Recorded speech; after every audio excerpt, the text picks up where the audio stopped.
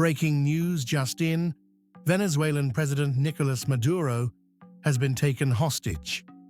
Right now, armed commandos have seized him from the presidential palace. He is being transported out of the country. This is not a drill. This alert flooded social media feeds, encrypted chats, and fringe news sites across the globe on July 26, 2024. For thousands, for a few critical hours, it was real. Panic spread. Analysts scrambled. Then, nothing. No major network confirmed it. No government acknowledged it. The story vanished as quickly as it appeared. So what really happened? This is not a story about a kidnapping. This is a forensic look at how a complete fiction was manufactured, weaponized, and set loose on the world in less than 24 hours. This is the anatomy of a modern information virus. Our story begins not in Caracas, but in the digital shadows. The first sightings of the Maduro kidnapped narrative appeared on a specific type of platform. Fringe, far-right Spanish-language blogs, and anonymous Telegram channels known for pushing anti-Maduro and anti-socialist conspiracies. The initial posts were not detailed reports. They were declarations. Confirmed. Maduro captured by patriots. They used dramatic but generic language. They cited no physical evidence, no photos, no videos from the scene, no named witnesses. Their primary source? High-level military contacts or insiders within the regime. Sources that are by design impossible to verify or hold accountable. This is the first rule of the modern hoax. Plant the seed in fertile, distrustful soil. The audience here is pre-primed to believe the worst about the Maduro government. Their desire for the story to be true is the engine that will propel it. Phase 2. Amplification. Within an hour, the story jumped ecosystems. It was picked up by YouTube commentators and podcast hosts operating in the political commentary space.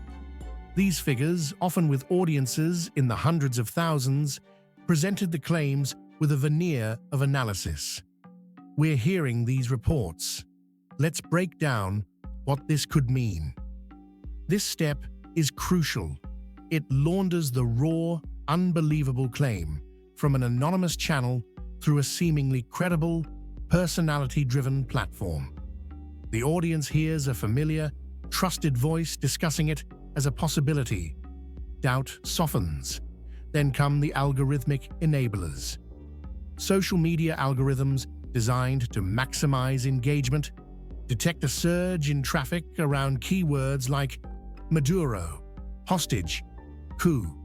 They begin promoting related content, pushing the narrative into the feeds of users who follow Latin American politics, conspiracy theories, or general news, regardless of its truth. The story is no longer confined. It's trending. But why this story? And why now? Context is key.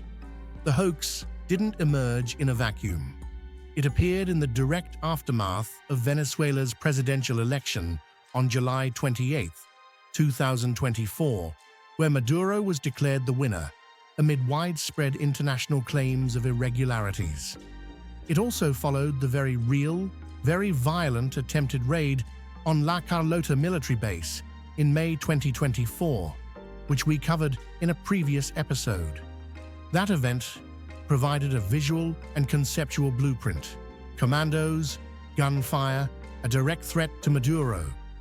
The hoax borrowed the aesthetic of reality to feel plausible. Its timing, just before the election results were fully digested, served a potential purpose: to create chaos, to test the government's response mechanisms, or to demoralize opposition supporters with a false dawn. In the information war, a well-timed lie can be as disruptive as a real event. So, how did it collapse? The 24-hour news cycle has a built-in immune system, albeit a slow one. The first and strongest counter-agent: official denial. The Venezuelan Minister of Communications, Freddy Ñáñez, took to X, formerly Twitter, calling the reports crude and laughable misinformation. He posted a photo of Maduro, alive and presiding, over a government meeting that very day. This was the primary source, kill shot. Secondly, mainstream verification failed. Agencies like the Associated Press, Reuters, and AFP, whose business model depends on accuracy, could not verify a single core claim. No correspondent in Caracas saw unusual military movement. No hospitals reported influxes of wounded. Their reports, stating no evidence to support kidnapping claims, acted as a firewall for the legitimate information ecosystem.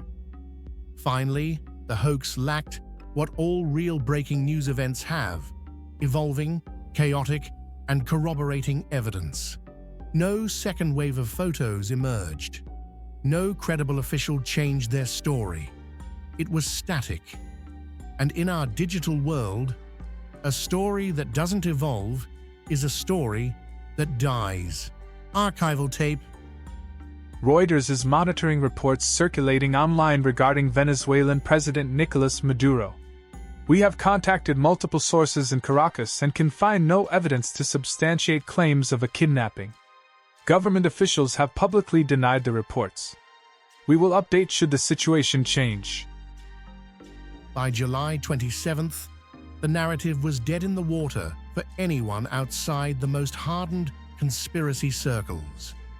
But calling it a failure misses the point. These operations are not always designed to convince everyone.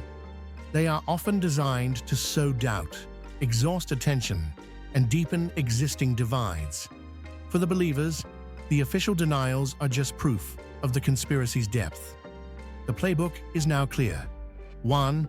Seed in fringe spaces. 2. Amplify through partisan influences. 3. Exploit algorithmic momentum. 4. Camouflage with real-world context. 5. Retreat when exposed, leaving a residue of distrust. The goal isn't to win a single news cycle, it's to erode the very idea of a shared reality. The Maduro kidnapping was a near-perfect, if short-lived specimen of this new form of informational warfare.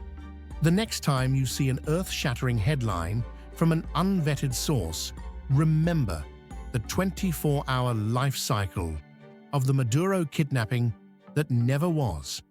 Pause. Ask the simple questions. Who is reporting this first? What actual evidence is presented?